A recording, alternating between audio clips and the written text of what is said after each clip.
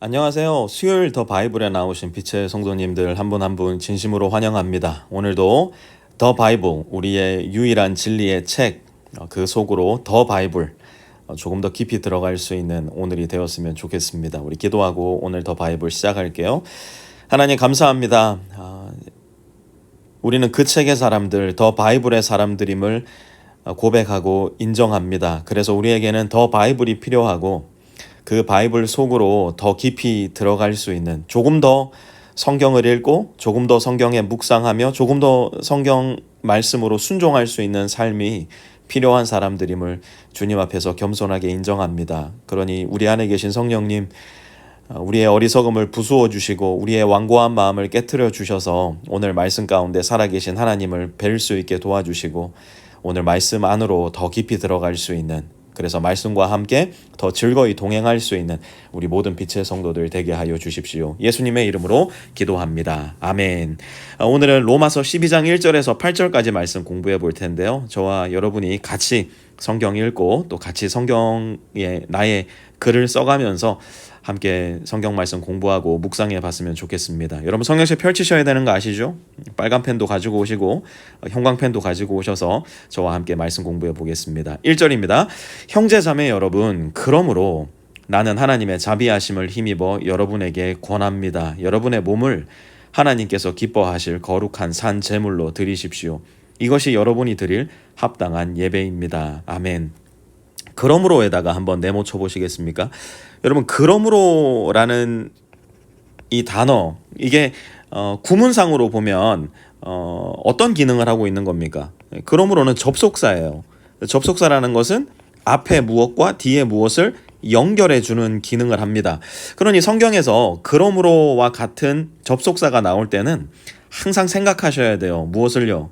Previously, what happened? 앞에 무슨 일이 일어났는가? 여러분 9장에서 11장까지 우리가 계속해서 공부해 왔는데 9장에서 11장까지는 이스라엘 백성들을 향한 하나님의 언약, 마치 지금은 이방인들에게 복음이 전해지고 이방인들만 예수님을 믿는 것처럼 보이지만 하나님께서 이스라엘 백성들에게 주셨던 약속, 내가 너를 복의 근원으로 삼고 너로 말미암아 모든 민족이 복을 받게 하겠다. 다른 말로 하자면 너로 인하여 복음이 온 세상 가운데 퍼져나가게 하겠다. 이 약속이 끝난 것이 아니다. 하나님의 자비하신 가운데, 하나님의 언약 가운데 하나님의 때를 기다리고 있다. 하나님은 영원히 약속을 지키시는 분이다. 그 이야기를 우리가 9장에서부터 11장까지 나누었습니다.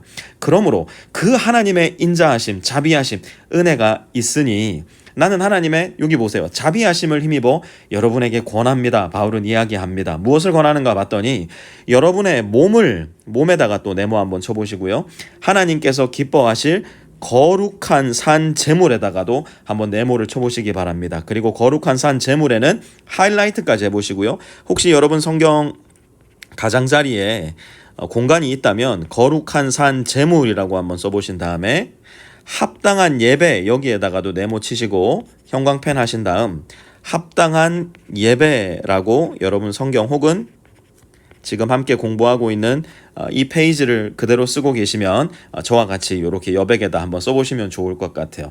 거룩한 산 제물은 어떤 제물일까요?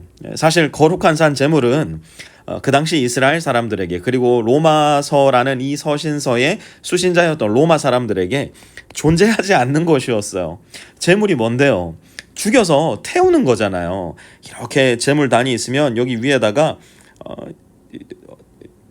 제물을 못 그리겠어요. 제가 그림을 너무 못 그려가지고 하여튼간에 동물을, 양을, 염소를 혹은 소를 잡아서 태워드리는 거잖아요. 그런데 산 제물, 살아있는 제물이 어떻게 제단 위에 올라갑니까? 말이 안 되잖아요. 그런데 그 말이 안 되는 이야기를 지금 바울은 하고 있는 거예요. 그리고 그 거룩한 산 제물을 드리는 것이 합당한 예배래요. 이건 도대체 무슨 말일까? 오늘을 살아가는 저와 여러분이 날마다 내 자신을 부인하고 하나님께서 원하시는 내 삶의 모습에 순종함으로 그 모습 그대로 살아가는 것, 그게 거룩한 산 제물로 드리는 나의 몸이라는 겁니다. 오늘 내가 하고 싶은 일이 있고 하나님께서 내게 원하시는 일이 있으실 거예요. 그것이 일치할 때에는 너무나 감사하고 기쁘고 즐겁습니다. 그러나 많은 경우 내가 하고 싶은 일과 하나님께서 나에게 요구하시는 일이 다른 경우가 있을 거예요. 그것이 이 세상을 살아가는 저와 여러분이 계속해서 싸워 나가야 할 어떻게 보면 믿음의 전쟁이고 믿음의 전투라고 할 수 있을 겁니다. 그래서 바울은 로마서 7장 24절에 이런 고백을 하기도 해요. 오호라 나는 공고한 사람이로다. 누가 이 사망의 몸에서 나를 건져내랴. 왜요?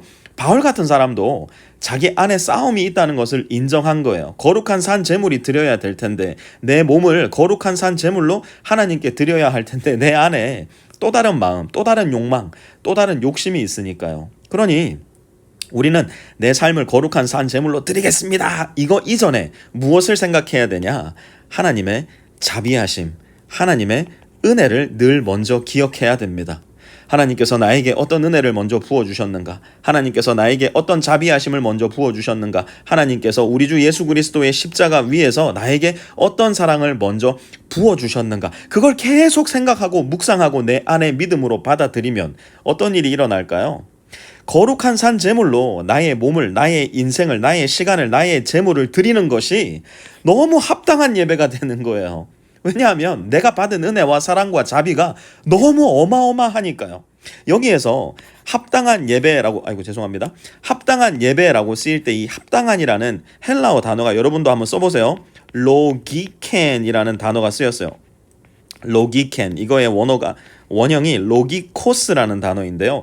이 단어가 무엇으로 파생이 되어서 나오냐면 영어의 logic 혹은 logical, 우리가 흔히 얘기하잖아요. 너는 말할 때 논리가 없어. 너의 말은 너무 논리적이지가 않아. 너의 생각은 전혀 논리적이지 않아. 그죠? 지금 바울이 이야기한 게 뭐예요? 너의 몸을 하나님이 기뻐하시는 거룩한 산 제물로 드리는 것이 어떻대요? 라직하다는 거예요. 라지컬이라는 거예요. 하나님의 은혜를 생각하면 너무나 논리적으로 우리는 우리의 몸을 하나님께서 기뻐하실 거룩한 산 제물로 드려야만 한다라는 결론에 도달하게 됩니다. 왜냐하면 하나님의 자비와 하나님의 은혜가 너무 엄청나니까요.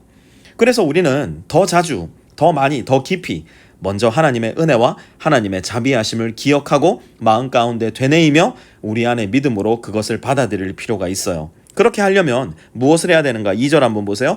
여러분은 이 시대의 풍조를 본받지 말고 마음을 새롭게 함으로 변화를 받아서 하나님의 선하시고 기뻐하시고 완전하신 뜻이 무엇인지를 분별하도록 하십시오. 여러분, 우리가 왜 더 바이블 합니까?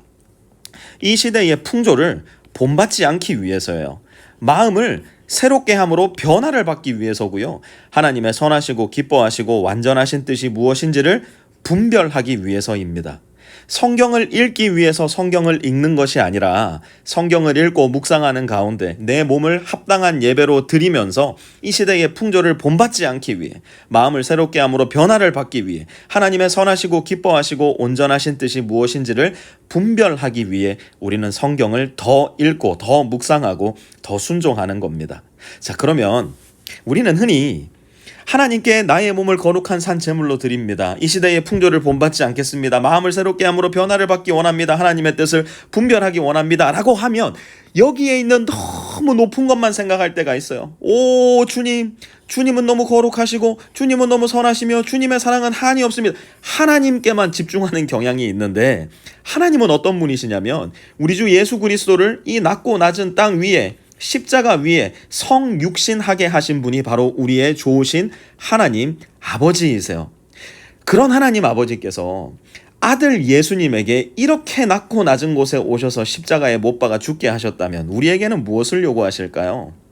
우리도 우리의 눈을 이 땅 가운데로 낮추기를 원하십니다. 3절 보세요. 나는 내가 받은 은혜를 힘입어서 여러분 각 사람에게 말합니다. 여러분은 스스로 마땅히 생각해야 하는 것 이상으로 생각하지 말고 하나님께서 각 사람에게 나누어 주신 믿음의 분량대로 분수에 맞게 생각하십시오. 무슨 말일까요? 우리 믿음의 사람들이 교만해서는 안 된다는 거예요. 누구를 향해서요? 하나님을 향해서는 물론이거니와 내 주위에 있는 나의 이웃들을 향해서. 너무나 많은 경우에 믿음을 가졌다고 이야기하는 우리 그리스도인들이 교만한 모습을 보일 때가 정말로 많습니다. 특별히 예수님을 믿지 않는 불신자들에게, 특별히 우리와 종교가 다른 타 종교인들에게, 무신론자들에게, 불가지론자들에게, 나와 종교적인 성향이 다른 사람들, 정치적인 성향이 다른 사람들에게 너무나 교만할 때가 많아요. 하나님은 그런 우리에게 교만하지 말고 겸손해야 된다 말씀하세요. 마땅히 생각해야 되는 것 이상으로 생각하지 말라 말씀하세요. 분수에 맞게 생각하라 말씀해 주십니다. 그 구체적인 실천이 또 어떤 것이냐. 4절, 한 몸에 많은 지체가 있으나 그 지체들이 다 같은 일을 하는 것이 아닙니다. 이와 같이 우리도 여럿이지만 그리스도 안에서 한 몸을 이루고 있으며 각 사람은 서로 지체입니다. 여기에 각 사람은 서로 지체입니다에 한번 네모 쳐보시고 하이라이트도 해보시기 바랍니다. 그리고 그 밑에다가 이렇게 한번 적어보세요. 각 사람은 서로 지체라는 의미가 뭐냐? 너 없으면 나는 안 돼. 이렇게 한번 적어보세요. 너 없으면 나는 안 돼. 그리고 여기 너에다가 누구를 생각해 보시면 되냐면, 여러분이 지금 우리 교회 안에서 혹은 믿음의 동료로 함께 살아가는 믿음의 지체들 안에서 내 마음속에 가장 많은 불편함을 주고 내 마음속에 가장 거리끼는 마음을 주고 너만 없으면 얼마나 좋을까라는 생각을 주는 그 사람이 있으면 그 너를 한번 생각해 보세요. 그리고 각 사람은 서로 지체라는 이 하나님의 말씀 안에 나를 굴복시키시기 바랍니다. 나를 순종해 보시기 바랍니다. 하나님은 그 사람에게 나의 지체가 되게 하셨어요. 하나님은 그 사람을 가르치시면서 나에게 말씀하세요. 너 그 사람 없으면 안 돼. 그런데 나는 어떻게 생각해요? 너만 없으면 좋겠어. 이 말씀에 내 마음을 순종한다면 우리도 이렇게 이야기할 수 있어야 돼요. 당신 없으면, 형제님 없으면, 자매님 없으면 나는 안 됩니다. 왜냐하면 바로 당신을 하나님께서 나의 지체로 삼아주셨기 때문입니다. 우리 그렇게 고백할 수 있었으면 좋겠어요. 6절, 7절, 8절도 한번 읽어볼게요. 하나님께서 우리에게 주신 은혜를 따라 우리는 저마다 다른 신령한 선물을 가지고 있습니다. 가령 그것이 예언이면 믿음의 정도에 맞게 예언할 것이요, 섬기는 일이면 섬기는 일에 힘써야 합니다. 또 가르치는 사람이면 가르치는 일에, 권면하는 사람이면 권면하는 일에 힘쓸 것이요, 나누어 주는 사람은 순수한 마음으로, 지도하는 사람은 열성으로, 자선을 베푸는 사람은 기쁜 마음으로 해야 합니다. 아멘. 지금 바울은 성령 하나님께서 성도들에게 주신 은사를 얘기하고 있어요. 보니까 예언이 나오고 있고요, 섬기는 일이 나오고 있고요, 가르치는 일이 나오고 있고요, 권면하는 일이 나오고 있고요, 나누어 주는 일이 나누어 있고요, 자선을 베푸는 일이 나와 있습니다. 이 외에도 한 교회를 세워나가는 일에는 여러 가지 은사, 재능, 그리고 능력이 쓰임받는 것을 우리는 우리 교회 안에서도 볼 수 있습니다. 특히 우리 교회는 너무너무 아름다운 교회, 너무나 은사가 많은 교회, 각 지체들이 너무나 많은 능력을 가지고 있는 교회라 저는 믿어 의심치 않습니다. 사랑하는 성도 여러분, 하나님께서 주신 그 은사, 여러분이 가지고 있는 그 능력, 여러분만을 위해서 즐기라고 주신 것이 아니에요. 지체를 위해서, 교회를 위해서, 이웃을 위해서 섬기고 나누고 흩뿌려 주라고 하나님께서 우리에게 주신 것입니다. 가장 작게는 우리 가정 안에서, 조금 더 범위를 넓혀서는 우리 교회 안에서, 나의 직장 속에서, 이 세상 가운데서 하나님은 나의 능력과 은사와 재능을 어떻게 사용하기를 원하실까? 여러분 깊이 생각해 보시고 고민하시기 바랍니다. 만약 나의 은사가, 나에게 있는 능력이 오로지 나를 위해서 쓰이고 있다면 그것은 정말 점과 같이 작은 은사의 범위를 보여주는 걸 거예요. 훨씬 더 큰 우주적인 범위에서 쓰일 수 있는 나의 능력과 은사와 재능이 만약 점 하나만큼만 쓰이고 있다면 그것만큼 낭비가 어디 있겠습니까? What a waste. 그러니 오늘 기도하는 가운데, 오늘 말씀 속에 나 자신을 순종시키는 가운데, 하나님, 내가 어떻게 내 은사를 나의 가정과 교회와 직장과 세상 가운데 사용하면서 나의 이웃을 풍족하게 함으로 하나님 앞에 내 인생을 거룩한 산 제물로 드릴 수 있겠습니까? 하나님, 나에게 지혜를 주셔서 그것을 알게 하시고 나에게 순종의 마음 주셔서 나의 인생을 주님 앞에 드리는 거룩한 산 제물, 합당한 예배로 드리게 하여 주십시오. 우리 그렇게 기도하시면서 오늘 더 바이블 마무리할 수 있었으면 좋겠습니다.